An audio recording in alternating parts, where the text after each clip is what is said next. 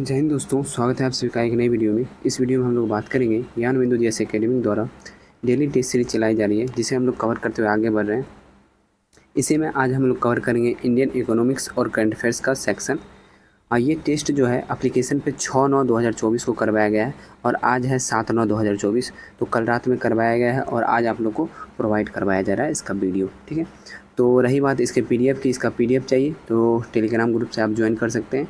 अगर आपको पीडीएफ और हैंडरिटेन नोट्स चाहिए, जो पीडीएफ आप देख रहे हैं ये पीडीएफ प्लस जो मैं नोट्स बनाता हूँ हैंडरिटेन नोट्स, ये दोनों चाहिए तो इसके लिए मात्र आपको 11 रुपये पेड करना पड़ेगा। क्या पेड करना पड़ेगा? मात्र 11 रुपये। अगर आपको इसका वीडियो, जो वीडियो सर के द्वारा पढ़ाया जाता है वो वीडियो प्लस पीडीएफ चाहिए तो इसके लिए आपको अभी पेड करना पड़ेगा। कल तक ऑफर है, यानी 8 सितंबर तक। 8 सितंबर तक अगर आप हमसे जुड़ते हैं या फिर पेड करते हैं तो आपको पेड करना पड़ेगा 21 RS। अगर 8 सितंबर के बाद यानी परसों से आप लोग जुड़ते हैं यानी 9 सितंबर से, तो आपको पेड करना पड़ेगा 31 RS। तो आप लोग अपने हिसाब से सोच समझ लीजिए और ज्वाइन कर सकते हैं। उसके लिए आपको टेलीग्राम से जुड़ना पड़ेगा। टेलीग्राम का लिंक आपको डिस्क्रिप्शन में, वहाँ पर आके मुझे मैसेज कर सकते हैं और बात करके जो भी आपको देखना हो, प्रूफ लेना हो, जो भी हो वहाँ पे मिल जाएगा। वैसे प्रूफ के लिए हम 2 वीडियो जो है यूट्यूब पे डाल चुके हैं, उसे आप लोग देख सकते हैं। चलिए स्टार्ट करते हैं आज का सेट। और अगर आप वीडियो नहीं लेना चाहते हैं, पैसा नहीं लगाना चाहते तो आप वीडियो से पढ़ लीजिए। जितना सर कंटेंट बताते हैं पूरा वीडियो में, सारा कंटेंट हम जो है इस वीडियो में आप लोग को दे देते हैं, कोई भी पॉइंट हम छोड़ते नहीं हैं। क्वेश्चन नंबर 1 है, किसी भी अर्थव्यवस्था में समग्र मांग का मात्रा बराबर होगी। किसी भी अर्थव्यवस्था में समग्र मांग का मात्रा जो है वो बराबर होगी समग्र व्यय का। किसके बराबर होगी? समग्र व्यय का। और समग्र व्यय के अंतर्गत आता है वस्तु व्यय एवं सेवा व्यय। वस्तु जो उत्पादन करते हैं उसका और सेवा जो उत्पादन करते हैं उसमें जितना खर्च करते हैं वो जो है समग्र व्यय के अंतर्गत आता है। निम्नलिखित में से कौन सी एक पूंजीवादी अर्थव्यवस्था के लक्षण नहीं है? लक्षण नहीं है तो अहस्तक्षेप की नीति का अनुसरण, ये जो है पूंजीवादी अर्थव्यवस्था का लक्षण है। अहस्तक्षेप नीति का अनुसरण, यानी अहस्तक्षेप नीति कौन दिया था? तो अहस्तक्षेप नीति के जनक थे एडम स्मिथ। कौन थे? Adam Smith. और पूंजीवादी अर्थव्यवस्था के जनक भी कौन है? एडम स्मिथ, ठीक है। नेक्स्ट पॉइंट ये नहीं होगा, मतलब ये है पूंजीवादी अर्थव्यवस्था के लक्षण। दूसरा है वस्तु एवं सेवाओं का उत्पादन तथा वितरण बाजार की शक्ति के अधीन। हाँ, बाजार की शक्ति के अधीन जो है वस्तु एवं सेवाओं का उत्पादन, ये जो है पूंजीवादी अर्थव्यवस्था का लक्षण है। आर्थिक निर्णय लेने में सामाजिक कल्याण को सर्वोपरि रखना। देखिए, पूंजीवादी अर्थव्यवस्था में जो है सामाजिक कल्याण को सर्वोपरि नहीं रखा जाता है, बल्कि लाभ जो होता है यानी प्रॉफिट जो है उसे सर्वोपरि रखा जाता है। और सामाजिक कल्याण जो है वो समाजवादी अर्थव्यवस्था में सर्वोपरि होता है। और समाजवादी अर्थव्यवस्था जिस भी देश में है वो देश आप देखिएगा ध्यान से तो वो गर्त में ही, वो विकास नहीं कर रहा है। जैसे ही पूंजी का निर्माण नहीं होगा तो अर्थव्यवस्था में विकास नहीं होगा। अर्थव्यवस्था में विकास नहीं होगा तो देश में विकास नहीं होगा। तो इसलिए जो है वो देश गर्त में रह जाता है। तो यही आंसर हो जाएगा ऑप्शन नंबर सी, जो कि पूंजीवादी अर्थव्यवस्था का लक्षण नहीं है। नेक्स्ट क्वेश्चन है, भारत में आधुनिक अर्थशास्त्र के जन्मदाता किसे कहा जाता है? तो यहाँ पे क्वेश्चन पे ध्यान देना है कि भारत में दिया हुआ है, इस चीज़ को ध्यान रखिएगा। तो भारत में आधुनिक अर्थशास्त्र के जन्मदाता जो है एमजी रनाडे को कहा जाता है। किसे कहा जाता है? एमजी रनाडे को। वैसे देखिए, अर्थशास्त्र के पिता एडम स्मिथ को जाना जाता है। किसे? अर्थशास्त्र के पिता एडम स्मिथ को कहते हैं। आधुनिक अर्थशास्त्र के पिता पॉल सैमुएल्सन को कहते हैं। आधुनिक अर्थशास्त्र के पिता जो हैं पॉल सैमुएल्सन को कहते हैं। और अर्थशास्त्र को रैगनर फिश जो है वो 2 भाग में बांटा है। अर्थशास्त्र को किसने 2 भागों में बांटा है? Ragnar fish. एक है समष्टि अर्थशास्त्र और दूसरा है व्यष्टि अर्थशास्त्र। इसमें जो है समष्टि अर्थशास्त्र के पिता जॉन मेनार्ड किन्स को कहा जाता है और व्यष्टि अर्थशास्त्र के पिता जो है अल्फ्रेड मार्शल को कहा जाता है। और जितना पॉइंट मैं आपको बताया हूँ ये सारा पॉइंट जो है नोट्स में लिखा हुआ है। आपको जो नोट्स में प्रोवाइड करवाऊँगा उसमें लिखा हुआ रहता है। नेक्स्ट क्वेश्चन है, बाजार कीमत पर शुद्ध घरेलू उत्पाद का मूल्यांकन कैसे किया जाता है? देखिए, शुद्ध जहाँ आ गया, शुद्ध आ गया ना, यहाँ शुद्ध आ गया, इसका मतलब मूल्य ह्रास इसमें माइनस कर चुके हैं तभी शुद्ध प्राप्त होगा। तो जो सकल राष्ट्रीय उत्पाद होता है उसमें से मूल्य ह्रास अगर हम माइनस कर देंगे तब हमें शुद्ध प्राप्त होगा, इसे ध्यान रखिएगा।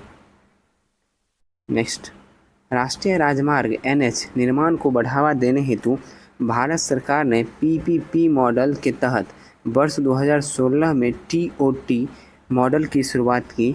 इस संबंध में निम्न में से कौन सा एक सही नहीं है। देखिए TOT का फुल फॉर्म क्या है ये जान लीजिए। सबसे पहले TOT का फुल फॉर्म है toll operate and transfer model. क्या है? Toll operate and transfer. क्या है? टोल ऑपरेट एंड ट्रांसफ़र, और ये मॉडल तो लिखा हुआ है लास्ट में। तो इसमें क्या पूछा है, कौन सा एक सही नहीं है। अब ऑप्शन पढ़ लेते हैं। TOT मॉडल के तहत कोई भी सरकार द्वारा फंडेड प्रोजेक्ट 2 वर्ष तक चालू रहने के बाद निजी क्षेत्र को नीलामी द्वारा दे दिया जाए। क्या किया गया है TOT प्रोजेक्ट के तहत, और इसकी शुरुआत जो है अभी जो वर्तमान में आपके राजमार्ग मंत्री हैं और उन्हीं के द्वारा किया गया है TOT प्रोजेक्ट की शुरुआत। इसके अंतर्गत क्या किया गया है कि कोई भी जैसे की सड़क है उसे सरकार बनवा देती है, ठीक है, उस सरकार को बनवा देगी और 2 वर्ष तक उसे चालू रखेगी। कितने वर्ष तक?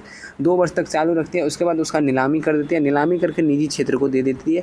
निजी क्षेत्र यानी प्राइवेट कंपनी या ठेकेदार को दे देती है, और ठेकेदार जो उसे वसूल कर अपना चलाते रहता है अगले 30 वर्ष तक। इससे क्या होता है, जैसे एक रोड बनाया गया सरकार के द्वारा, इस रोड को नीलामी 2 वर्ष तक चलाया, अब नीलामी कर दिया, इसमें जो प्रॉफिट है और फिर जो भी है सब लगा के नीलामी कर दिया गया। तो नीलामी करने के बाद फिर से सरकार के पास पैसा आ जाता है, और फिर क्या करता है सरकार, इस रोड के बदले फिर से दूसरी जगह एक रोड बना देता है, फिर इसका नीलामी करता है। इसका मतलब ये है कि एक रोड यानी एक बार जो पूंजी लगाया है उसी पूंजी से हर जगह रोड बनते जा रहा है। उसी पूंजी से क्या हो रहा है कि हर जगह रोड बनते जा रहा है। नितिन गडकरी का ये लाया हुआ प्रोजेक्ट है TOT मॉडल, ठीक है। तो इससे हर जगह रोड बनते जा रहा है, सिर्फ एक बार फंड इन्वेस्ट किया गया है इसमें। नीलामी करते जाता है, फिर अगला रोड बनाता है, फिर नीलामी करता है, फिर अगला रोड बनाता है, फिर नीलामी करता है, फिर अगला रोड बनाता है, ऐसे ही चलते जाता है। तो ये तो सही है, ये भी 30 वर्ष तक रहता है। नीलामी के उपरांत प्रोजेक्ट का ऑपरेशन, मरम्मत तथा रखरखाव जिम्मेवार निजी क्षेत्र की होगा। हाँ, ये भी है। नीलामी के उपरांत सरकार सिर्फ टोल टैक्स वसूल कर लाभ सहित निजी क्षेत्र का भुगतान करेगा। नहीं, सरकार का कुछ नहीं होता है उसके बाद, ये जान लीजिए, यही गलत है, ऑप्शन नंबर डी। निम्नलिखित कथनों पर विचार कीजिए। जीवन की भौतिक गुणवत्ता सूचकांक। सबसे पहले ये जानिए कि भौतिक गुणवत्ता सूचकांक क्या है। भौतिक गुणवत्ता सूचकांक के आयाम आप लोग जान लीजिए। तो भौतिक गुणवत्ता सूचकांक निकाला जाता है 3 आयाम पे। कितने आयाम? 3 आयाम पे। सबसे पहला है इसमें जीवन प्रत्याशा, दूसरा है शिशु मृत्यु दर, और तीसरा है साक्षरता। पहला है जीवन प्रत्याशा, दूसरा है शिशु मृत्यु दर, तीसरा है साक्षरता। और इस तीनों आयाम को मिला के जो है भौतिक गुणवत्ता सूचकांक निकाला जाता है। अब ऑप्शन पर लेते हैं। जीवन के भौतिक गुणवत्ता सूचकांक को मौलिक रूप से सोचने का श्रेय जॉन टिनबर्जन को जाता है। किसको जाता है? जॉन टिनबर्जन को जाता है, परंतु इसे मॉरिस डी मॉरिस के नाम से ही जाना जाता है। परंतु इसे किसके नाम से जाना जाता है? मॉरिस डी मॉरिस के नाम से ही जाना जाता है। तो ये पॉइंट जो है सही है। जीवन में भौतिक गुणवत्ता सूचकांक का अधिकतम मूल्य 100, हाँ, अधिकतम मूल्य 100 और न्यूनतम मूल्य 0 है। दोनों का दोनों सही है, ए और बी दोनों सही है। निम्नलिखित कथनों पर विचार कीजिए। शेयर बाजार में कंपनी के शेयर तथा ऋण पत्र की खरीद बिक्री होती है। हाँ, सही है।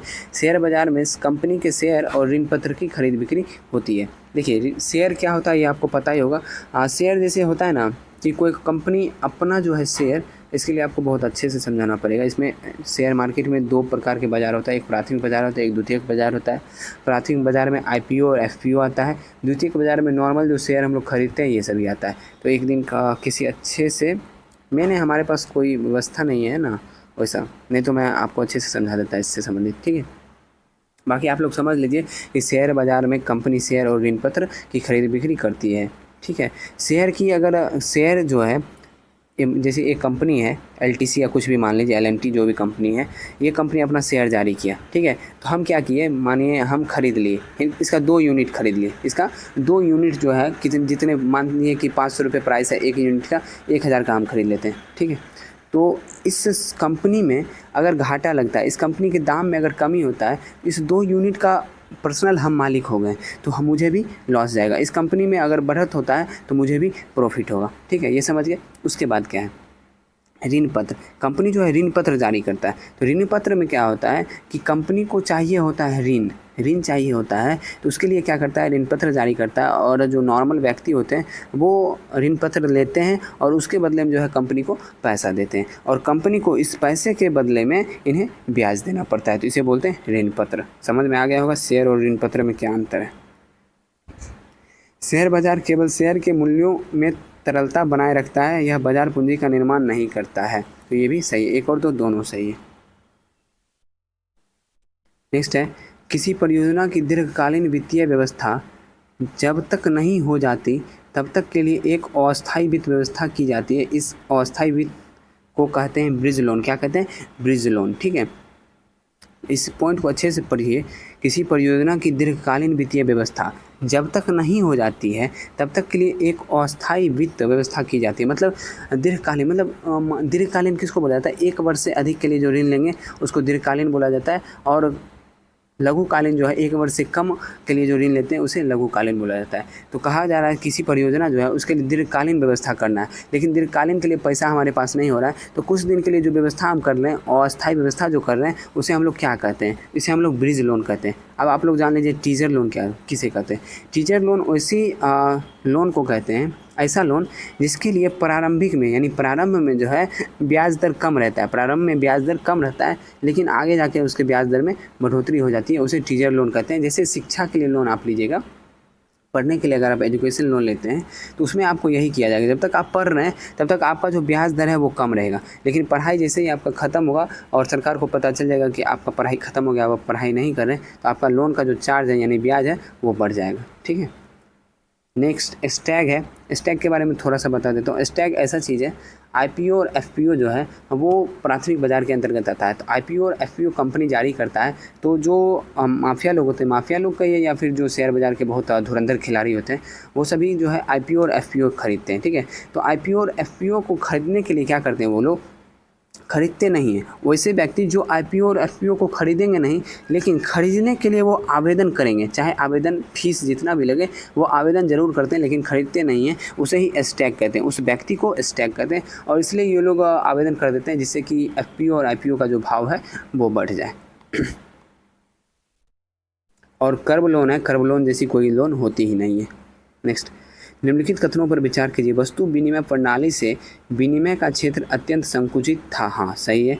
मुद्रा में वस्तु विनिमय प्रणाली की सभी कठिनाई को दूर किया। 1 और 2 दोनों सही है।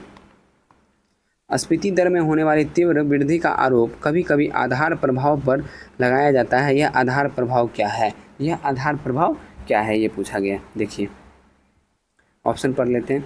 यह फसलों के खराब होने से आपूर्ति से उत्पन्न उग्र अभाव प्रभाव गलत है।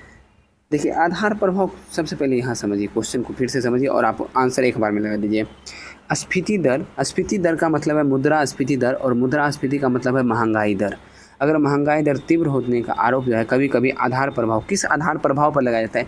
किस चीज़ पे हम मानते हैं कि मुद्रास्फीति या फिर महंगाई बढ़ी है? तो हम जैसे मानिए कि 2024 में गेहूँ का भाव 30 रुपये kg था। ठीक है, गेहूं का भाव जो था 30 रुपये kg था, और 2025 में इसका भाव जो है 60 रुपये kg हो जाए, तभी ना हम लोग जो है अंदाज़ा लगाएंगे कि ये जो है मुद्रास्फीति हुआ है, इसमें महंगाई हुई है। तो इसी से हम लोग अंदाज़ा लगाते हैं। अब आप लोग ऑप्शन पढ़िए, आपको आंसर मिल जाएगा। तो इसका आंसर हो जाएगा ऑप्शन नंबर सी। यह विगत वर्ष यानी पिछले वर्ष की कीमतों का स्फीति दर की गणना कर प्रभाव में आता है। समझ गए, यही आंसर पूछ रहा था। नेक्स्ट है, किसी भी अर्थव्यवस्था में आय का सृजन होने के लिए सबसे महत्वपूर्ण पहलू है उत्पादन। किसी भी अर्थव्यवस्था में आय का सृजन होने के लिए क्या महत्वपूर्ण पहलू है? उत्पादन है। और उत्पादन किसका किया जाता है? उत्पादन सेवा का या फिर वस्तु का किया जाता है। और उत्पादन करने के लिए 4 चीज़ की ज़रूरत है। वो 4 चीज़ कौन कौन सा है? भूमि, पूंजी, श्रम और उद्यमी। भूमि, पूंजी, श्रम और उद्यमी। जब ये 4 चीज़ होंगे तो इन्हें इनका आय का सृजन कहाँ से होगा? जो भूमि दे रहे हैं उनको रेंट मिलेगा, जो पूंजी लगा रहे हैं उनको ब्याज मिलेगा, जो श्रम यानी मेहनत कर रहे हैं उनको वेतन मिलेगा, और जो उद्यमी है उनको लाभ मिलेगा। इसी से जो है आय का सृजन हो जाएगा। तो इसका मुख्य रूप क्या आ गया? उत्पादन। निम्नलिखित कथनों पर विचार कीजिए। गिनी गुणांक के माध्यम से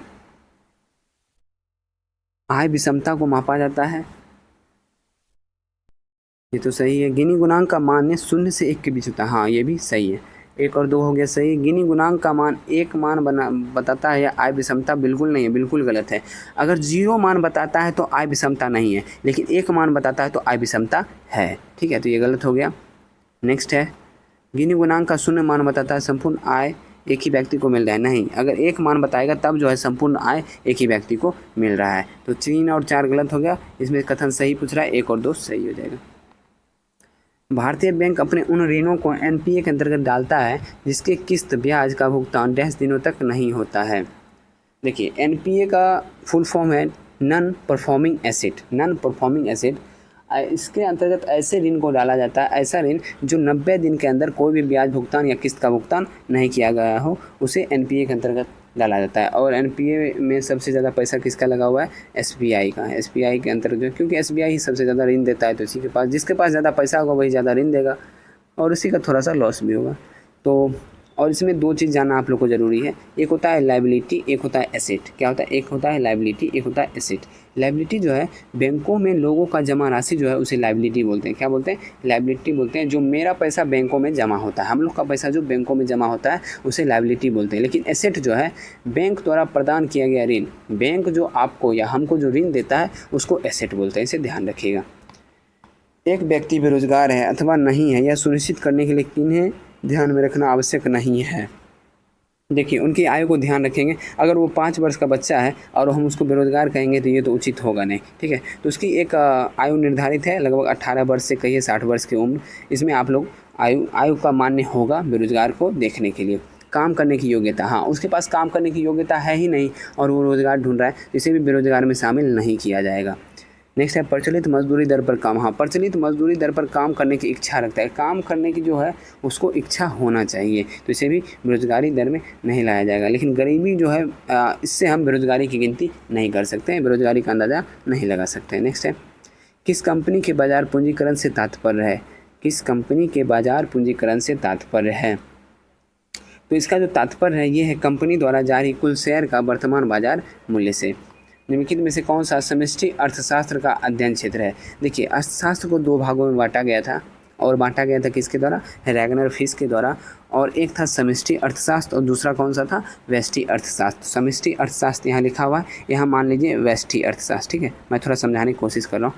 समष्टि अर्थशास्त्र वैसा अर्थशास्त्र या वैसा बाजार है जिसमें जो है सभी लोगों का, मतलब कि एक साथ कहिए ना, जैसे कोई मान लीजिए दूरसंचार, डायरेक्ट मानते हैं दूरसंचार कंपनी, मान लेते हैं दूरसंचार कंपनी। अगर हम एक साथ डायरेक्ट दूरसंचार कंपनी की चर्चा कर लें, बात कर लें, तो वो समष्टि अर्थशास्त्र के अंतर्गत आ जाएगा। लेकिन हम एक पर्सनल एयरटेल या जियो की बात करेंगे तो उसे हम लोग व्यष्टि अर्थशास्त्र के अंतर्गत लेते हैं। तो अब आ जाइए ऑप्शन पे, वस्तुओं के पूर्ति के नियम जो हैं ये समष्टि अर्थशास्त्र का क्षेत्र नहीं है। बाजार में गेहूं की कीमत ये भी नहीं है, स्कूटर की मांग का लोच ये भी नहीं है। अर्थशास्त्र में रोजगार का अवसर ये है। अर्थव्यवस्था में अतिरेक मांग उत्पन्न होने के निम्नलिखित में से कौन से कारक हो सकते हैं? इनमें से कौन से कारक हो सकते हैं ये बताइए। इनमें से कारक जो है मुद्रा की पूर्ति में वृद्धि हो सकता है, करों में कमी हो सकता है, सार्वजनिक व्यय में वृद्धि ये भी हो सकता है, इनमें से सभी होगा। एकाधिकार प्रतियोगिता बाजार की विशेषताओं में निम्न में से कौन सा एक शामिल नहीं है? तो निम्न में से कौन सा एक शामिल नहीं है? तो देख लीजिए, वस्तु विभेद तो शामिल है इसमें, ठीक है, और इसमें जो है विक्रय लागत भी शामिल है, क्रेताओं के पास अपूर्ण ज्ञान ये भी शामिल है, और व्यापार गुट ये शामिल नहीं है। तो इसका आंसर ऑप्शन नंबर डी हो जाएगा। देखिए, अच्छा ये जान लीजिए, एकाधिकार प्रतियोगिता बाजार कहते हैं किसको है? जिसमें अनेक विक्रेता हों, जिसमें क्या हो? अनेक विक्रेता हों, परंतु हर विक्रेता के वस्तु में थोड़ा सा अंतर हो, जैसे साबुन, किसी साबुन में चंदन रहता है, किसी साबुन में नीम रहता है, किसी साबुन में कुछ डेटॉल है, कुछ भी, मतलब है वो साबुन ही, लेकिन थोड़ा थोड़ा उसमें अंतर आता है। इसे बोलते हैं एकाधिकार प्रतियोगिता बाजार, ठीक है, समझ गए। नेक्स्ट, यदि किसी वस्तु या सेवा का मूल्य तथा उपभोक्ता को दी जाने वाली क्षतिपूर्ति की राशि 20 लाख रुपये तक, तब उपभोक्ता इसकी शिकायत कहाँ दर्ज करेगा? तब उपभोक्ता अगर 20 लाख से कम है या फिर 20 लाख तक है तो जिला फोरम में इसकी शिकायत करेगा। 20 लाख से 1 करोड़ तक है तो राज्य आयोग में इसकी शिकायत करेगा, और 1 करोड़ से अधिक है तो राष्ट्रीय आयोग में इसकी शिकायत करेगा। इनमें से कौन सा एक आय के चक्रीय प्रवाह का लक्षण है? आय के चक्रीय प्रवाह का क्षरण है, क्षरण मतलब कमी है, तो कमी जो हो जाएगा इसमें, ऑप्शन देख लीजिए, हाँ ऑप्शन नंबर डी, परिवार की जो बचतें हैं, परिवार में जो हम खर्च कर रहे हैं वही हमारा क्षरण होते जाता है राष्ट्रीय आय का, ठीक है, बाकी सब नहीं है। नेक्स्ट है, निम्नलिखित में से किस क्षेत्र का अर्थव्यवस्था के द्वितीय क्षेत्र में रखा जाता है? अर्थव्यवस्था के द्वितीय क्षेत्र में जो रखा जाता है विद्युत तथा जल आपूर्ति को, पशुपालन प्राथमिक क्षेत्र में, संचार कार्य या सूचना प्रौद्योगिकी तृतीय क्षेत्र में। ऐसे सूचना प्रौद्योगिकी को वर्तमान में चतुर्थ क्षेत्र में रखा जाने लगा है, लेकिन ओरिजिनल रूप से ये तृतीय क्षेत्र में ही आता है। निम्नलिखित कथनों पर विचार कीजिए। अल्पकालीन सरकारी प्रतिभूति का ट्रेजरी बिल या टी बिल कहते हैं, सही है। दीर्घकालीन सरकारी प्रतिभूति G-Secs कहते हैं, ये भी सही है। अल्पकालीन 1 साल से कम, जो मैं बता चुका हूँ, और दीर्घकालीन 1 साल से अधिक, तो ये दोनों का दोनों सही है। 1991 में लागू की गई वैश्वीकरण रणनीति ने बिहार के किस उद्योग को प्रोत्साहित किया है? तो बिहार के जो है ये उद्योग आपका पर्यटन है, पर्यटन को प्रोत्साहित किया है। किन वस्तुओं की मांग वक्र बाएं से दाएं, नीचे से ऊपर की ओर होती है? कहने का अर्थ ये है कि ऐसा वस्तु जो मांग बढ़ने पर, मतलब दाम बढ़ने पर मांग भी बढ़ जाता है और दाम घटने पर मांग भी घट जाता है, उसी वस्तु को गिब्बन वस्तु कहते हैं, और यही आंसर होगा। नेक्स्ट है, अल्प बेरोजगारी तब उत्पन्न होती है जब लोग जो है अपनी क्षमता से कम काम कर रहे हैं। नेक्स्ट अब आ गया करंट अफेयर्स का क्वेश्चन। यहाँ तक था इकोनॉमिक्स का क्वेश्चन जो हम लोग कवर कर चुके हैं। करंट अफेयर्स के क्वेश्चन को अब हम लोग कवर करेंगे। 50वां G7 शिखर सम्मेलन 2024 किस देश में शुरू हुआ? ये शुरू हुआ है इटली में। PM श्री पर्यटन हवाई सेवा का शुभारंभ किस राज्य में किया गया? इसका शुभारंभ किया गया है मध्य प्रदेश में। खीर भवानी मेला किस राज्य या केंद्र शासित प्रदेश में आयोजित किया जा रहा है? जम्मू कश्मीर में। उत्तराखंड के जोशीमठ का नया नाम क्या है? उत्तराखंड के जोशीमठ का नया नाम है ज्योतिर्मठ। किस अंतरिक्ष एजेंसी ने मंगल ग्रह पर बर्फ़ की खोज की है? तो मंगल ग्रह पर बर्फ़ की खोज किस अंतरिक्ष एजेंसी ने किया है? ESA ने। नेक्स्ट है, विश्व रक्तदाता दिवस कब मनाया जाता है? 14 जून को मनाया जाता है। तीसरी बार भारत का राष्ट्रीय सुरक्षा सलाहकार किसे नियुक्त किया गया है? अजीत डोभाल को। नेक्स्ट सेम क्वेश्चन आ गया, G7 शिखर सम्मेलन का आयोजन कहाँ किया गया? इटली में किया गया। हाल ही में किस राज्य सरकार ने मुख्यमंत्री नियुक्त मुआयना योजना की घोषणा किया है? ये घोषणा किया गया है आपको असम में। कहाँ किया गया है? असम में। और नियुक्त मुआयना जो इसकी क्यों किया गया? ये किया गया है महिलाओं की शिक्षा से संबंधित है, इसलिए किया गया। चलिए आगे। वर्ष 2025 में पुरुषों के जूनियर हॉकी विश्व कप की मेज़बानी कौन सा देश करेगा? पुरुषों के जूनियर हॉकी विश्व कप की मेज़बानी जो है भारत करेगा 2025 वाला। हाल ही में किस भारतीय कंपनी को टाइम मैगजीन ग्लोबल 100 सबसे प्रभावशाली कंपनी 2024 की सूची में शामिल किया गया? रिलायंस तो शामिल है, टाटा भी शामिल है, सीरम इंस्टीट्यूट भी शामिल है, उपयुक्त सभी होगा। वैश्विक शांति सूचकांक 2024 में भारत का रैंक 116 है। भारतीय सेना को किस ड्रोन की पहली खेप प्राप्त हुई? नागास्त्र प्रथम। दुनिया के नाइट्रस ऑक्साइड का दूसरा सबसे बड़ा उत्सर्जक भारत बना है, दूसरा, ध्यान रखिएगा। भारतीय नौसेना ने missile less acquisition barge LSAM-13 yard 81 को कमीशन किया है। इसको कंपनी ने बनाया है, तो इसको किसने बनाया? इसको बनाया है सेकोन इंजीनियरिंग प्रोजेक्ट लिमिटेड ने। नेक्स्ट क्वेश्चन, अंतर्राष्ट्रीय खगोलीय संघ IAU ने मंगल ग्रह पर खोजे गए गड्ढे का नाम किसके नाम पर रखा है? ये रखा है देवेंद्र लाल के नाम पे। नेक्स्ट है, हाल ही में जारी एक रिपोर्ट के अनुसार विश्व की सर्वाधिक प्रति व्यक्ति GDP वाला देश कौन सा बन गया है? तो प्रति व्यक्ति GDP वाला देश कौन सा देश बन गया बताइए? लग्जमबर्ग। नेक्स्ट है, हाल ही में लॉन्च हुई आर आश्विन की आत्मकथा आई हैव द स्ट्रेस के लेखक कौन है? तो आई हैव द स्ट्रेस के लेखक आर आश्विन और सिद्धार्थ मोंगा दोनों हैं। हाल ही में किस राज्य सरकार ने प्रधानमंत्री श्री पर्यटन हवाई सेवा का शुभारंभ किया है? तो ये जो हवाई सेवा का शुभारंभ किया गया है मध्य प्रदेश में। हाल ही में मिली जानकारी के अनुसार मंगल ग्रह पर गड्ढे का नाम रखा गया है उत्तर प्रदेश और बिहार में का 2 जगह है, 2 स्पेसिफिक प्लेस है, उसी के नाम पे रखा गया। सिरिल रामाफोसा किस देश के राष्ट्रपति बने? तो सिरिल रामाफोसा जो है वो साउथ अफ्रीका के राष्ट्रपति बने हैं। हिंदी भाषा का साहित्य अकादमी युवा पुरस्कार किसे दिया गया है? ये दिए गए हैं गौरव पांडे को। नए आपराधिक न्याय सुधार पर विधि सम्मेलन का आयोजन कहाँ किया गया था? इसका आयोजन किया गया है कोलकाता में। यूनेस्को के प्रिक्स पुरस्कार के लिए किस संग्रहालय को चुना गया है? यूनेस्को के प्रिक्स पुरस्कार के लिए किस संग्रहालय को चुना गया है? ये चुना गया है स्मृतिवन स्मारक को। आई हैव द स्ट्रीट्स ए कुट्टी क्रिकेट स्टोरी किस क्रिकेटर की आत्मकथा है? ये आत्मकथा जो है आर आश्विन की है। ठीक है, तो आज का सेट यहीं समाप्त हो रहा है। आशा करता हूँ सेट पसंद आया होगा। सेट पसंद आया वीडियो को लाइक कर दीजिए और चैनल पे नए आए हैं चैनल को सब्सक्राइब कर लीजिए। देखिए आप लोग शेयर नहीं करें, थोड़ा सा शेयर कीजिए, थोड़ा सब्सक्राइबर बढ़ेगा। और वीडियो को लाइक ज़रूर किया कीजिए, थोड़ा सा अच्छा लगता है आप लोग लाइक कर देते हैं तो। ठीक है, और आप लोग को इसका PDF चाहिए टेलीग्राम ग्रुप से जुड़ जाइए। टेलीग्राम ग्रुप का चार्ज मात्र 11 रुपये रखा गया है, जिसमें आपको PDF और हैंडी नोट्स दोनों प्रोवाइड करवाया जाएगा। और 21 वाले में अगर आप लोग ज्वाइन होना चाहते हैं, उसमें आपको सर के द्वारा जो पढ़ाया जाता है उसका वीडियो देंगे और PDF भी देंगे, दोनों देंगे। ठीक है, तो चलिए मिलते हैं नेक्स्ट वीडियो में। जय हिंद।